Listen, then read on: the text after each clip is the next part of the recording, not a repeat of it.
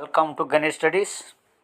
మన గణేష్ స్టడీస్లో ఈరోజు జరిగినటువంటి డైలీ టెస్ట్ జనాభా ఇంటర్మీడియట్ సంబంధించినటువంటి ఫస్ట్ ప్రశ్న చూడండి. 2011 కాలం నాటి అధిక జనాభా కలిగిన రాష్ట్రాలను క్రింది వానిలో జతపరచమన్నాడు. అంటే ఇప్పుడు అధిక జనాభా కలిగి ఉండే ఈ రాష్ట్రాలు జతపరచమన్నాడు. ఒకసారి చూడండి ఎంత బాగున్నాయి మన ఏరియాలో. ఉత్తరప్రదేశ్ ఎంత? 19 కోట్లు. అదేవిధంగా మహారాష్ట్ర ఎంత? 11 కోట్లు. ఓకేనా. అదేవిధంగా బీహార్ ఎంత?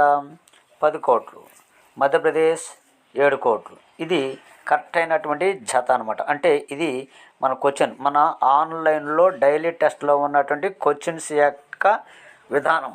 ఇది విధానమే కదా ఎగ్జామినరు డిఎస్లో అడుగుతున్నాడు ఒక అంశం అనమాట. ఇలా మీరు చదవాలన్నమాట. రైట్, ఓకేనా. సరే, ఓకే, బాగుంది. నెక్స్ట్ క్వశ్చన్లోకి వెళ్ళిపోదాం ఒకసారి మనము. చూడండి, నెక్స్ట్ క్వశ్చన్లోకి మనము వెళ్ళిపోదాం. ఓకేనా, రైట్. సో నెక్స్ట్ రెండో క్వశ్చన్ ఏమన్నాడు?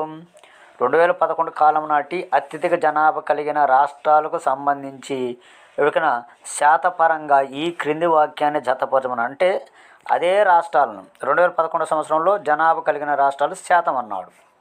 ఓకేనా. బీహార్ ఎంత అంట? 8%. ఉత్తరప్రదేశ్ ఎంత? 16%. అదేవిధంగా మధ్యప్రదేశ్ ఎంత? మహారాష్ట్ర ఎంత?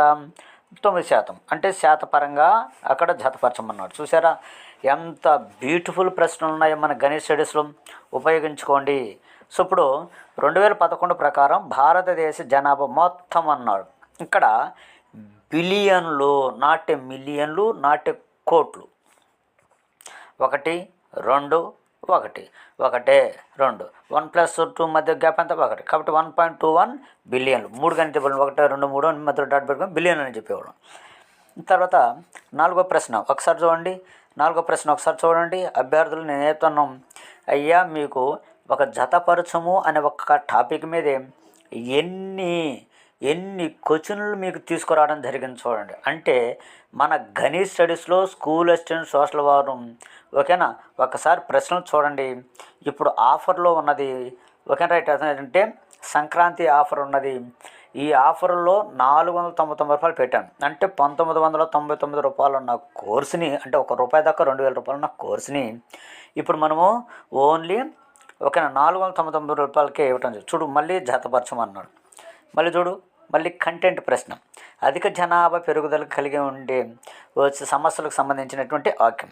చూసారా, ఇది నేనేమంటాను చూడు. మళ్ళీ కూడా కంటెంట్ ప్రశ్న. అత్యల్ప అక్షరాస్యత నమోదైన రాష్ట్రాలను